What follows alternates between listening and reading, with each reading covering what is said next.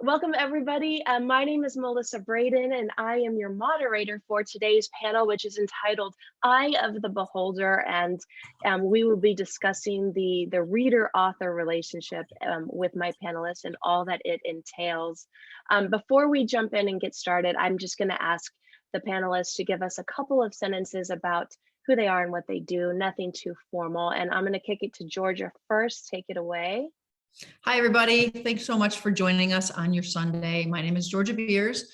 I write traditional contemporary romance. This is my most recent book, which is available everywhere on Tuesday, and it's available at Bold Strokes right now. This is the third in the Swizzle Stick Romance series, and it is my 31st novel. Oh my goodness. Congratulations on that. Coming out Thank Tuesday, everybody. I'm going to move on to Jane to introduce herself. Hi, everybody. My name is Jane Walsh. I'm a Regency romance author living in Montreal with my wife and our cat.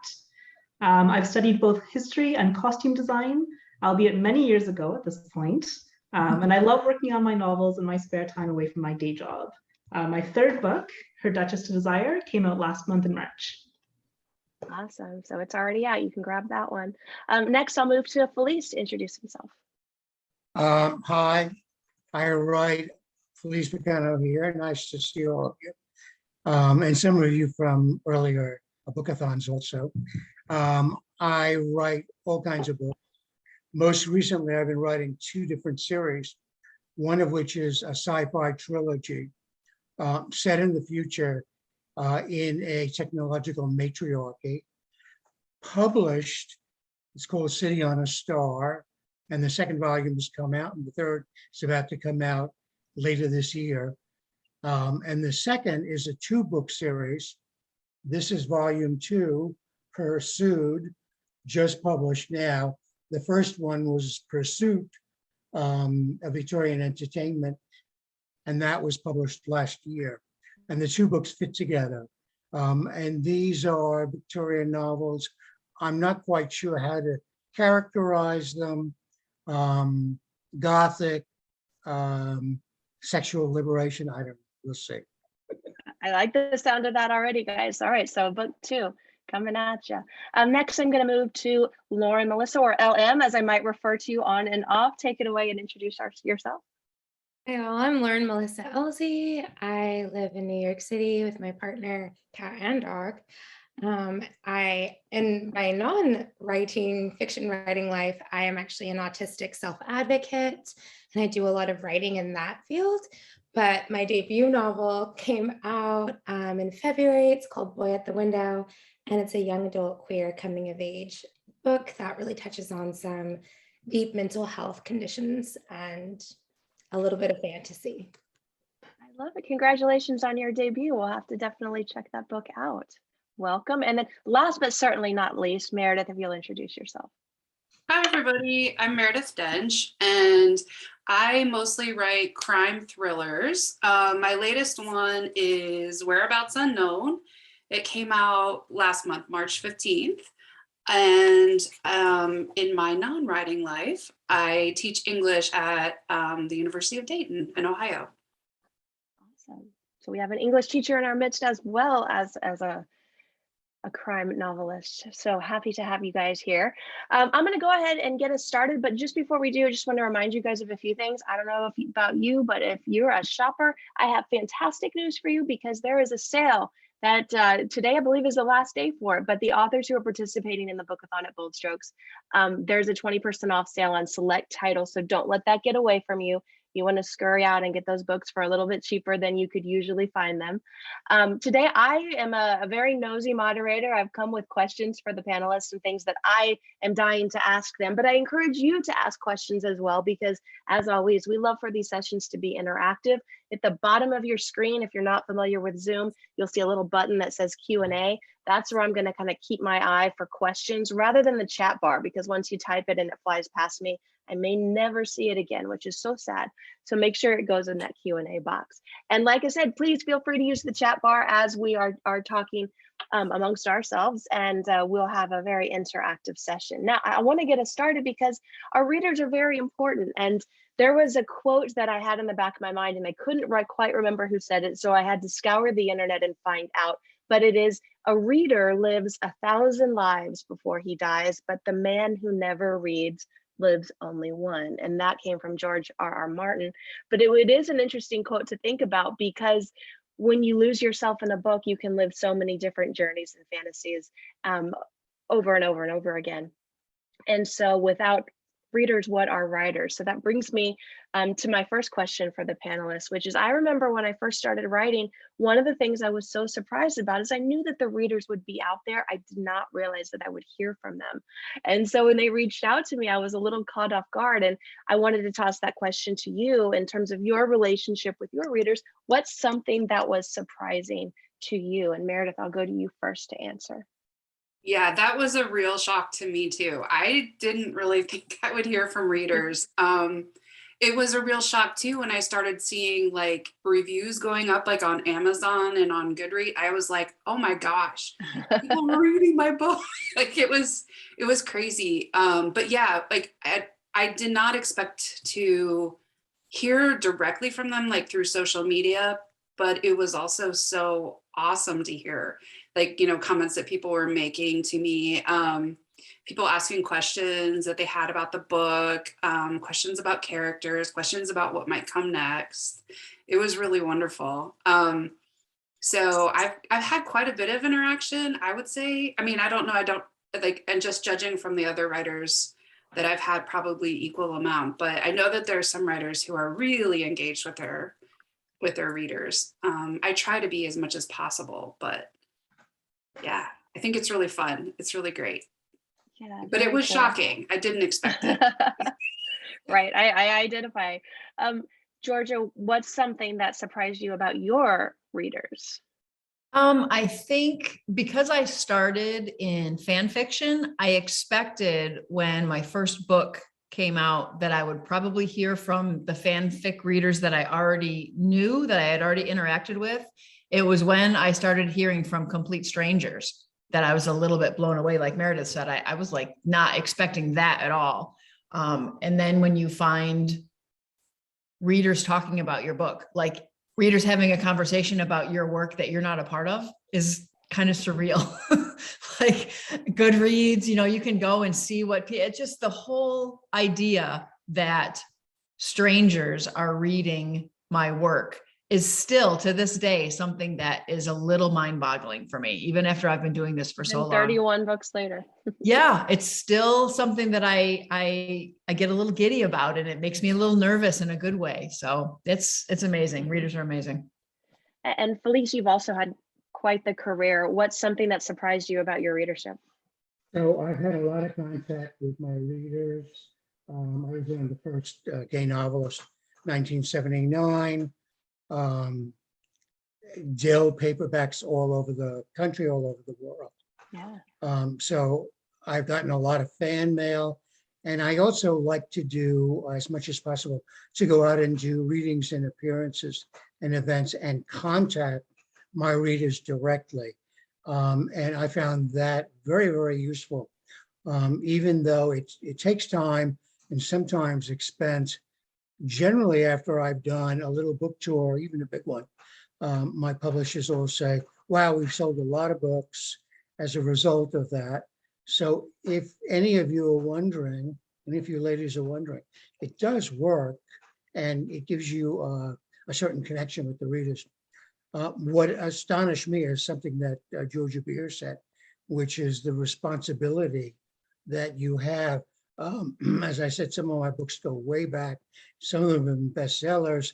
And as a result, I've had people come up to me and say, your book changed my life. And I have to say, wait a minute. That was not my intention in writing the book.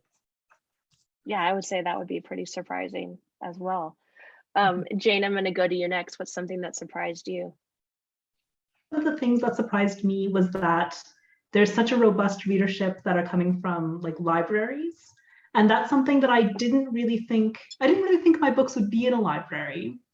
And it's because my personal local library, the one I belong to, doesn't carry any Bold Strokes books titles. And so I just kind of made a sweeping generalization in my mind, like, oh, okay, like libraries, I guess, might not carry like these kind of titles. So I live in a big city, I live in Montreal. And then I discovered that the Public Library of Toronto actually does carry all of my books. And not only do they carry them, but they are constantly being checked out. Every time that I look and I see the status, because I'm very nosy about how they're doing, I see that at least one person usually has a book of mine checked out. And the current wait list for my newest release, Her Duchess of Desire, is actually 11 weeks. And to me, that was shocking. Like I just had no idea that readership would be really so engaged with my work. And I'm very humbled and very proud of that, because libraries have been so important to me throughout my life. So I'm really, really happy about that. But I was very surprised. That makes me happy as well, as somebody who grew up like spending so much time in a library as a kid. I love hearing that answer for sure.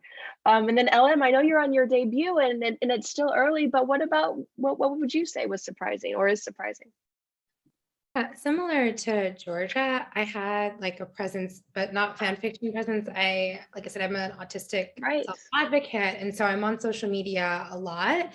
So I expected to hear some stuff from my followers and fellow advocates on social media. But what I didn't expect was hearing from parents who were reading YA to look for books for their children. Oh. That really surprised me when I had some parents reach out and say, I want other parents to read this, or they'd say, I want my child to read this because it will really resonate with them. They've gone through things that Daniel has gone through. And that really impacted me and surprised me.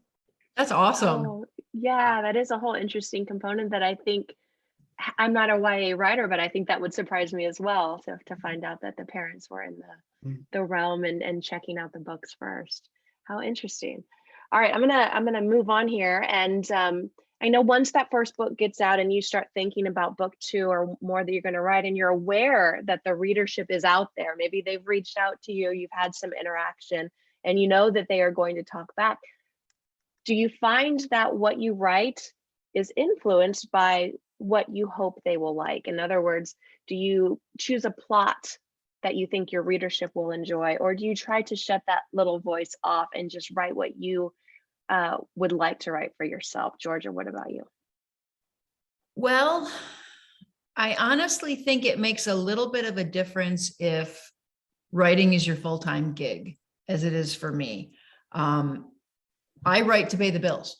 So I tend to follow trends. So if there's something that I'm seeing is becoming a popular theme or a popular setting or whatever, I'll think about leaning in that direction a little bit.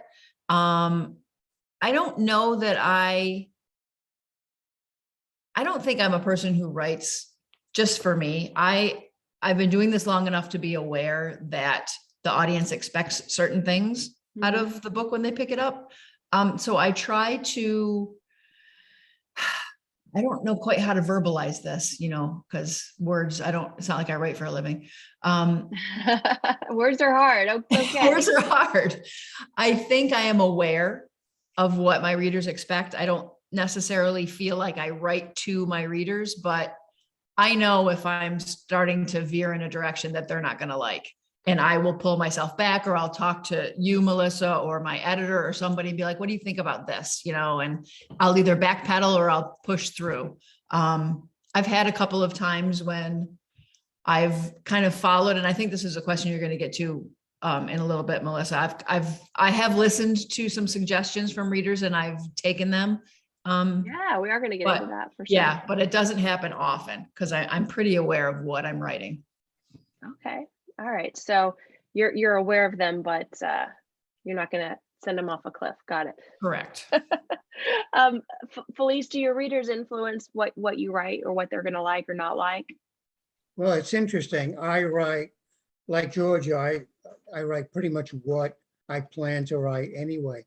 But I find that in one-to-one personal contacts with readers, they'll say, oh, I like so-and-so and so-and-so. And I will sometimes ask, I'll sometimes say, well, I'm in the midst of writing 2 or 3 different novels. 1 is this, 2 is that, and 3 is this. Which one would you like to read? And if enough of them say number 2 or number 3 or number 1, that's the one that I'll aim toward putting out next, because that one seems to have an instant audience, right? But that doesn't always work out. I have a problem with sequels. I've written several very popular novels, including one called The Lure from 1979. And everybody wants a sequel to it, but it's sequel proof. You know what I mean? I wrote it so it would be sequel proof. So I can't do a sequel to that. But another book of mine published in the 90s called Like People in History. And these books are still in print now, so people keep on reading them, right? Called Like People in History. People have been dying for a sequel. And just this past year, I wrote a not quite a sequel. I'm following 4 of the characters 40 years later, but then I have a whole bunch of new characters. Wow. All right. So it sounds like they do help you when it comes down to picking and choosing what they're going to be most interested in next. I like that. Yeah, that's fantastic. LM, after hearing from those parents and their kids as well, do you think that will resonate with you when you make your choices in the future for what you'll write? Well, first off, when I'm writing for younger adult or like young adult. So I definitely think about them when I'm crafting a story, because I'm not a young adult anymore. So I have to think about, modern things, contemporary things, what they're interested in. I have to stay in touch with a lot of trends in order to keep things relevant. And at the same time, though, there are things I just want to write, and I have some non-negotiables there, so they'll go into the story for sure. But the teens, they creep into my thoughts for sure, and I like it that way because I am writing to them. I'm writing a message to them. Yeah, and you do have a unique take because you are writing for that younger audience, and so there's more to consider for sure. Jane, I'll move the question to you next. I definitely think about the reader experience because I'm trying to craft a very specific reader experience and expectations so that when they see a book by Jane Walsh, I'm hoping that they associate it with kind of a frothy, joyful historical romance. Like, I'm really trying to stay away in my work from like any kind of like homophobia that people like literally did experience back then. Like, of course, it's very difficult when I'm writing in the Regency era, like the 19th century for sure was not a necessarily joyful and frothy place for a lot of queer people. So I'm very aware of the choices that I make to provide that experience to those readers, because that's what I want them to experience. But also I have a very specific example of being very influenced by readers, which is that when my first book came out, my debut novel came out in November 2020, and the reviews that I got on it was that everybody hated the secondary character, Beatrice. And that wouldn't have been a problem, except that I was working on another book where Beatrice became the main character. Oh, crap. Not only that, but because of the way publishing works, the first book was coming out in November 2020. My second book was due to my editor on December 1st, 2020. So I had a month to sit with the knowledge that people might hate this character. And it was a redemptive story arc to begin with. Like, I had written it so that she was kind of an unlikable heroine that does like a total 180, and people I hoped would grow to love her.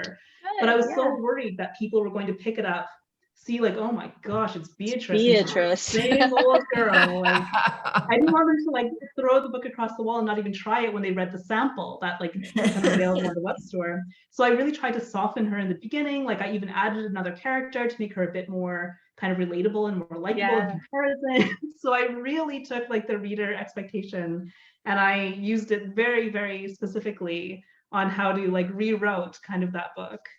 So that was that was kind of a wild one. That's amazing. It's like, oh no, Beatrice. I love it. And Meredith, you're the last one to answer the question. Do your readers influence what you write? Oh, absolutely.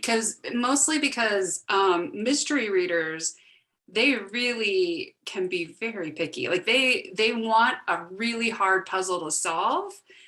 But they don't want it too hard, right? And then they also want everything to wrap up by the end. And since I'm a mystery reader, I totally fit right in with that as well. So I'm constantly thinking about that are there any loose ends? Have I left any character hanging or questions hanging, you know?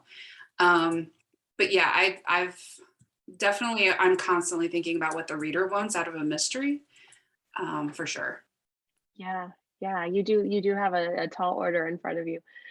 All right, guys, so I'm checking out the Q&A box, and I've got a few here, and I'm going to marry one of these in because it's very similar to a question I have about reviews. And so Lana wants to know, how do you deal with negative or even no comments from readers? What keeps you going? And that kind of ties in to me saying, readers are known to recommend and write reviews. Do you read your reviews? What's your personal philosophy? So maybe you could knock both of those questions out since they're so similar. Do you read your reviews? And if they're negative, how do you deal with them? And Jane, I'll go to you first. I definitely read my reviews. And I've definitely had negative ones, especially about that pesky Beatrice. How do you keep going? I feel like when the review is negative and it kind of comes from a personal space, then I can't take that personally. Like, there are people that don't like the book because they just don't like it. Like, it didn't sit right with them. They just didn't like the plot. They didn't like the character. It's not for them. And that's fine. But what I find really interesting about negative reviews are the ones that I can take the constructive criticism from. Because I did think that the comments about Beatrice had to be addressed. I found that was very constructive criticism about, like, the character was coming across so negative that I think it was going to turn people off the series. So that was definitely something I took from reviews. And also I had reviews on my first novel about pacing, and that because I was a newbie author, I had never written before, I'm learning a lot about craft as I'm going. And that really kind of honed my focus on one particular area that seemed to be coming up a lot. Like, I feel like when you have negative reviews and you start seeing the same kind of patterns, then maybe that's something you can pay attention to and you can really learn from. And you can kind of, I feel like I can kind of ignore the ones that are just like, oh, I hated the setting. Oh, like, I really hated, like, you know, this part of the book. Like, I really, you know, like, that's different from. I don't like Regency books. Do you get those? I don't like Regency books. 1 star. I had a recent review that said I picked it up because I really like Bridgerton. Well, this is nothing like Bridgerton, so something like a 2 star. They're right. It's not Bridgerton. It's not Bridgerton. What are you gonna do? Well, what about you, Felice? Do you read reviews? How do you handle them? I'm going to tell you a little story about a review I got. All right. In 1980, when my book The Lure came out, got a lot of publicity, and I had a series of friends then. We all split up and went our various ways, and I encountered one a couple of years ago, and he said, I had not been in contact with it, and he said, I'm so surprised to hear you had a writing career since that awful review in the New York Times. I said, well, it was a 5,000 word negative review in the Sunday New York Times.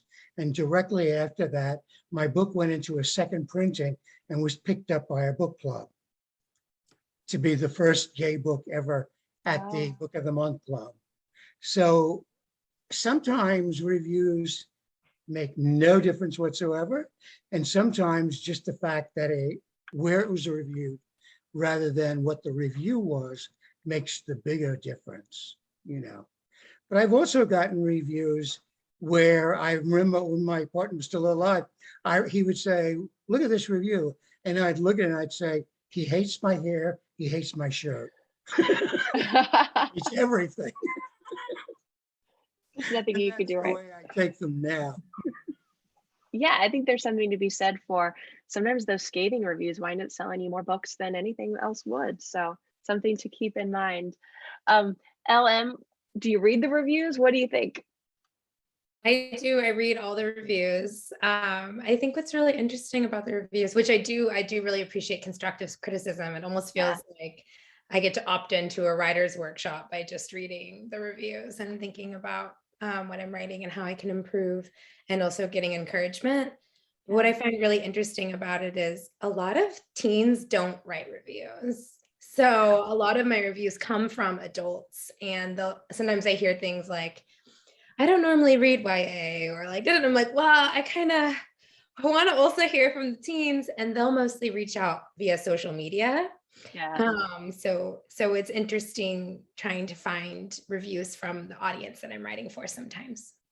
How interesting. It's just not their mechanism and how they communicate with each other. So They're on yeah. So TikTok. yes, you can find them on TikTok. They'll probably give you some video reviews there. Meredith, do you read reviews? How do you handle them? I do. I try not to obsess on them too much, but I do read like, once a week or so as the books are like when my book first comes out for like the first 2 months. And one of the things I really liked what Jane said about seeing like a pattern that emerges in some of them, and how that can be really constructive. And especially after my first book, I got the feedback that there was not enough romance in my books, that there was all mystery. And I've tried really hard to put more romance in, but I am such a mystery person that it's hard to do that. But I try to look for those patterns, of multiple people saying something and then work with those. So I think that I've done better with putting in more and more romance, but yeah, I mean, I do. Yes, I just try not to look at them too much, So. Yeah. Small doses. Well, Georgia, I think you might be in the minority here in terms of reviews. Go ahead and tell us your philosophies on them. I have always had a love-hate relationship with reviews, and it took me a long time to understand that I don't have to read them. Because they hurt my feelings. The negative ones hurt my feelings. I'm very sensitive. I have a tender heart, and I can take constructive criticism, but that's not always how the negative reviews are. In the past, I have forced myself to read them, and I mean, there are good reviews as well. So those are awesome. I do find on social media that if somebody reviews it and tags me, it's generally a good review. So I feel safe reading those. Like, I'm not going to get my feelings hurt. I do remember feeling vindicated though, once when I was at a Romance Writers of America workshop watching Nora Roberts speak. And somebody in the audience asked her what she does when she reads a negative review, because that person had gotten negative reviews and was having trouble with it. And Nora looked at her and said, "You're reading your reviews? Don't do that. Why would you do that? Don't do that." So I felt a little better about that. I peek. I feel like I'm the kind of the person who's like, I do this and then I'll like look at a couple of words and then I'm like back behind my wall because I don't want to. That's enough. That's enough. I have friends and I have people at my publishers who will send me good reviews when I get them, but I do not actively search out my reviews. I could get lost. I'll fall down a rabbit hole and I'll be upset. Yeah. Well, I think that's a very balanced answer from the panel, because we got to hear from both sides, which makes it more interesting. I'm going to go to another viewer question from a cool guy named Jerry Wheeler, who we know. Writers, myself included, are notorious control freaks. Does it frighten you that once your work is out there, you have no control over what people think of it or what they do with it? Felice.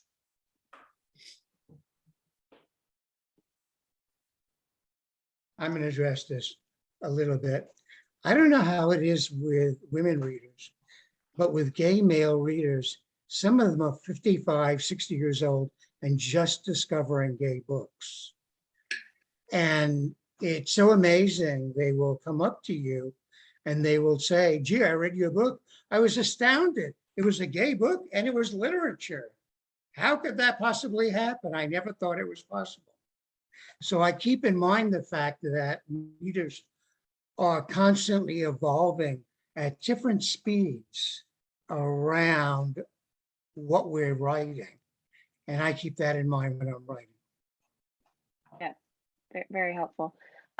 Georgia, as a control freak, does it make it difficult for you that it's out there and they're going to think what they want and you can't explain? I think that has been one of the hardest things for me. And I think that you've had this experience as well, Melissa, is you will read a review and somebody will say something about like something that they took from the book that you didn't mean at all, or was not how you wrote it. And you want to like respond, you want to go, okay, but wait, I meant, and you can't. You just have to sit back and because everything is open to interpretation, and people are going to read things how they're going to read them, and that's okay. But it's definitely hard to just do this and sit back and watch and not say anything and bite your tongue. And it can be difficult, but I mean, it's part of the territory. It comes with the job. Yeah. I just wanted to say we could all learn from Anne Rice, who got into a big Amazon review controversy about it, and she should have stayed away from it. You got to stay quiet. I remember that. I remember that. Meredith, or do you feel similarly in terms of, does it frighten you once it's out there and you can't go home with the people and explain it all? Yeah, I think I'm with Georgia. It's hard to sit back and just not try to explain yourself, you know. But I agree with Georgia, like that ultimately it is our job to just sit back and not say anything, or address it in your next book, you know, like, Dear reader.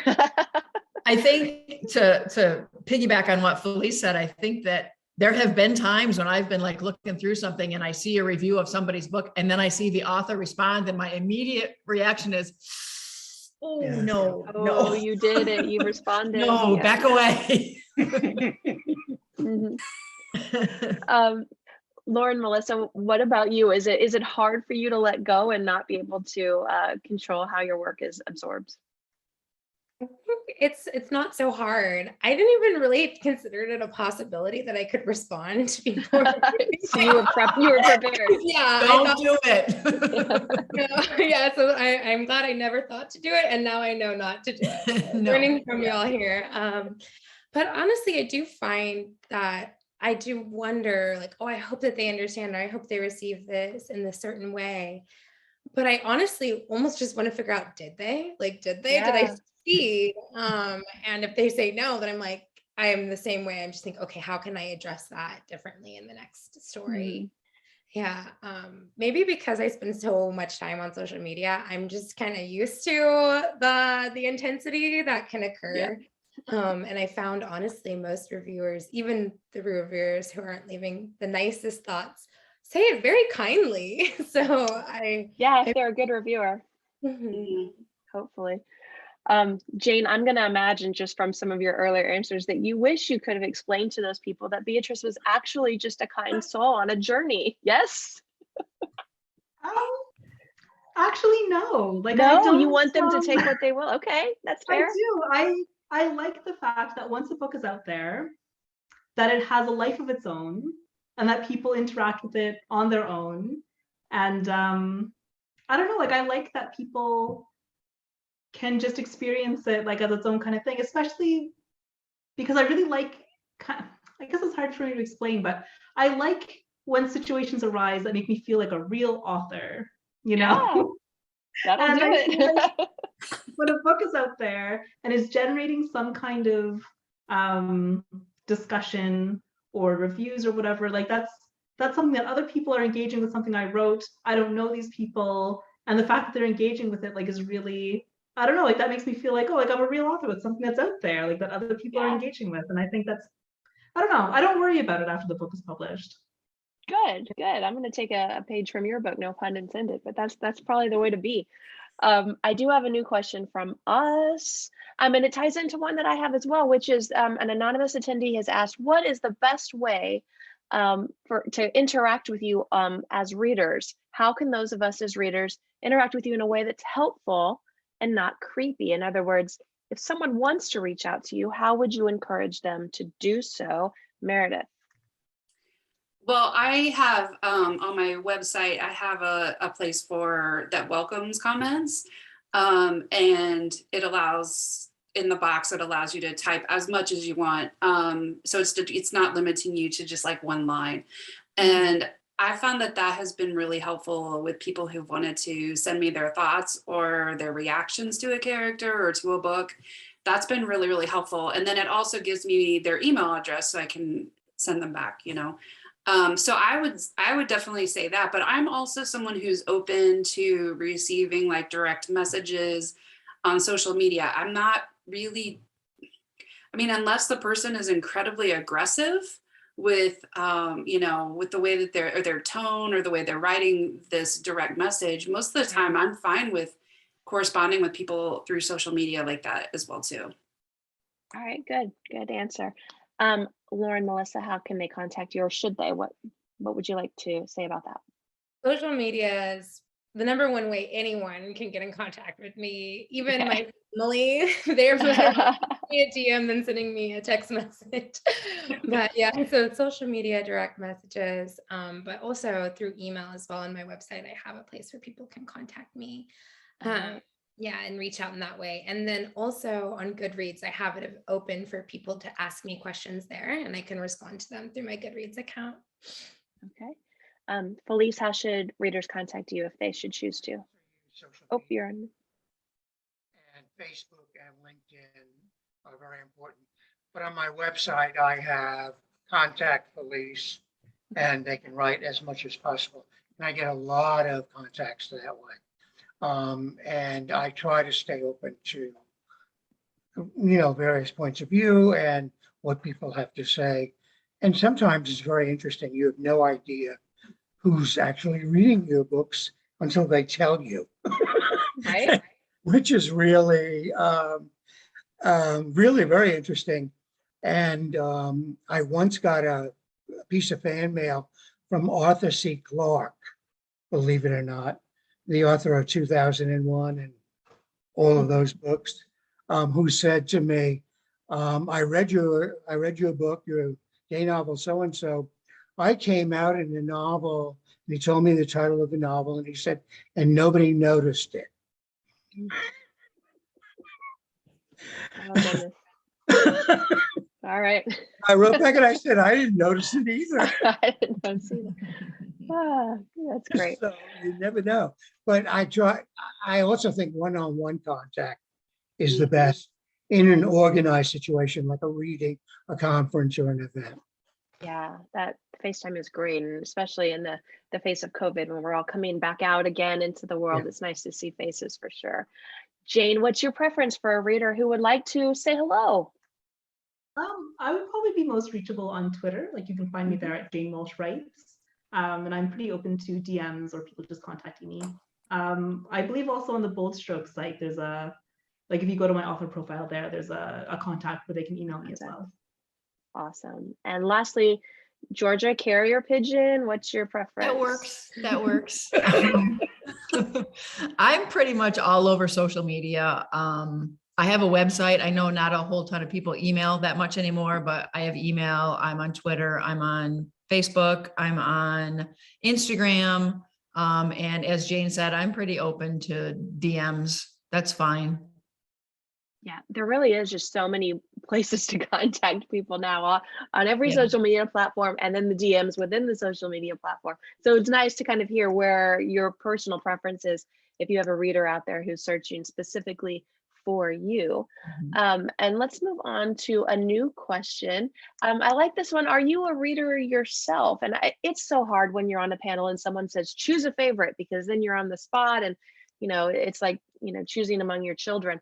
But so let's just talk about the last book you read, for the good or bad. It just kind of gives us a glimpse into that reader side of you and what you last picked up. Jane, what was the last book you read? I've currently been rereading some Tessa Dare books. She also writes Regencies. Okay. And Yes. I'm currently in the middle of a reread of The Duchess Deal. Okay. I don't want to put you on the spot. If you guys want to hear about the book from her, you can reach out and ask her what she read. I don't want to make you give an impromptu book review because we never know. LM, what was the last book that you read?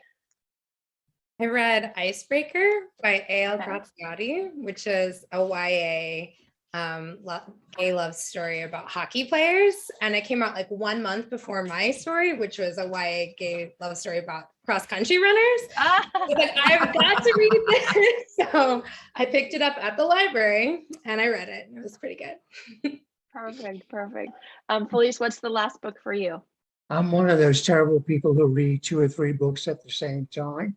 Oh, wow. Yeah. So I'm actually reading 3 books at this time, one of which is a 2003 novel by Trevor Healy called through it came Bright Colors, which I'm reading because it's being reprinted, and I'll write a preface or an introduction.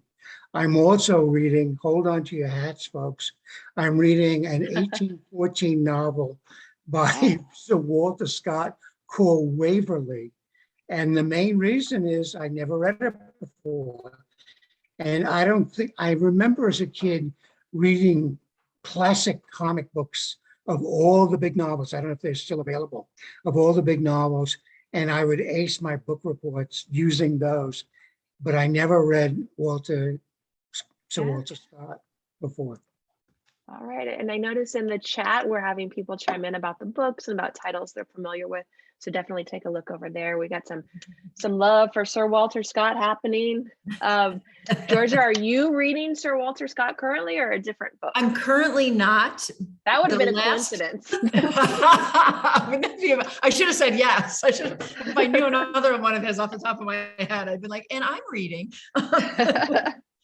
The last book I finished actually was this book called Exclusive. And it was by this chick. I don't remember what her name is, some blonde chick. I don't know. It was about news anchors. And slide the 20 your way. Yeah, it was pretty good. Is that really the last book you read, or are you just being nice? No, that's the last book I finished. And then I am currently reading a thriller, which is my other go-to genre. Called Her Perfect Family by somebody named Teresa Driscoll, who I've never read before, but I'm really liking this one. So I tend to go back and forth. I'll do a romance and then I'll do a couple thrillers and then I'll do a romance and then I'll do a couple thrillers. So Exclusive was my romance and now I'm into the thriller genre once again. All right, keeping it diverse. Mm-hmm. Meredith, what was the last book you read? Well, I can't stay away from mystery and thrillers. I love them so much. And the current book I'm reading is called Blackout by Erin Flanagan. And she's up for an Edgar Award this year for her debut novel and mystery called Deer Season. So this is her second one, which I was really anxious to read, and I'm loving it so much. So awesome. That is fantastic. I think you guys got some titles you can check out and see if you want to read a book that maybe a favorite author of yours is currently reading. So the reader-writer relationship is interesting because in a way, the writer is going home with the reader, but the reader doesn't know that much about the person behind the words, right? So I think we can play a little game. It's almost like that fun facts game, but the question is, what's something that your readers would be surprised to learn about you, the writer? Georgia, what's something they would be surprised to learn? Pull the curtain back. I panic, I'm a writer, every time I finish a book. Every time. Never fails. I go through the same process of emotions with every book. And even after 31 of them, I'm shocked that I'm going through this process of emotions.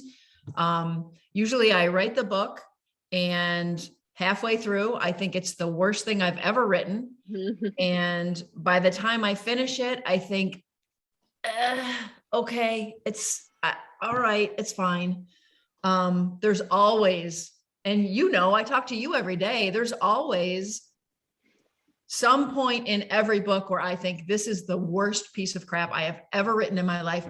What am I doing thinking that I can be a writer for a living? Where do I get the audacity to think that people want to read this trash? Every time, every single time. So a little bit of imposter syndrome from Tons Georgia of it. Beers. If you're a Tons reader, you may not have known that about her. Jane, what's something that readers would be surprised to know about you? I think maybe readers might be surprised to know that although I have a history degree, I never studied 19th century European history formally. I studied kind of early modern English history and also 20th century, early 20th century Russian history. So I don't actually have any formal education in like the genre that I'm, like the time period that I'm writing. And I think people expect me to have really studied and honed that in because they see that I have a history degree, but it's just not the area of study that I actually was in. And also at this point, it was 20 years ago. So I remember very little of a lot of those classes. So So she's winging it, everybody. She's winging it. No, I'm kidding. We're going to imagine that you're the elevated expert, whether you've had the formal education or not. This is your area. Lauren, Melissa, what's a fun fact that your readers would be surprised to know? In all of my stories, I always have one of the protagonists, at least one, play sports. And I don't like sports. And I don't play sports. And I always involve sports. And I do tons of research about sports and all this stuff just so I can write these characters. And I never played in a sports team, and I am not coordinated, and I'm not really good on teams in general. So I wonder if that's your way of kind of living it out without having to live it. yeah, I really think it is. You're just working So it out. then on how much page. research do you have to do? So much. I interview people. So I have like photo books. I have files of articles, all this stuff. I learn everything I can about the sport. That's That's amazing. great. Oh my God, that See, makes me so happy. that's why this question works, because we never would have known that. Felice, what's a fun fact your readers would be surprised to learn? So I never learned how to write except in school, the basic courses. I was a young artist, painter, draftsman. As a teenager, as a young man, I went to college and I took courses in that. And when I got out of college, I worked for 2 years for AmeriCorps, which was the American Peace Corps. And then I went to Europe and I came back and I started looking for work, and I could never get a job as an artist, an art director, a designer, a commercial artist, a house painter, or anything like that. And I kept on getting jobs as a writer because I had some writing experience. The only real instruction I got was from a woman who I was replacing at Graphis magazine. I was replacing her as news editor. And I took this job kicking and screaming, I'm not a writer. And she would throw things on my desk and say, reduce those 2 pages to 2 paragraphs. And then I would bring them to her and she'd look them over. She'd be smoking, buffing her nails on the phone, reading and talking to me at the same time. And that's how I learned to write. There you go. That's a fun journey. Took you through a lot of different careers to get there, which is fantastic. Meredith, lastly, what's a fun fact for you? Well, I don't know how fun this is or how entertaining it is, but most people kind of assume that I love to watch really creepy stuff, and I do. But I also, one of the things that people don't expect is that I really love documentaries and biographies that are about, it can be about anything, really. Yeah. If I can learn from it, I want to watch it. And most people don't expect that. All So right. like even like bug documentaries, like I'll watch that. So yeah, so nonfiction stuff is interesting to me, which I don't think a lot of people think that. No, Yeah. no, that is interesting. And in fact, yeah, thank you so much. Well, I would love to continue our discussion, and we didn't get through every question that we had available to us, but I think we did learn a lot about you guys and about the reader-writer relationship as it pertains to you. So I want to say thank you to our panelists. Then take care, everybody. Thank you so much for coming. Bye. Thank you. Bye, guys. Bye.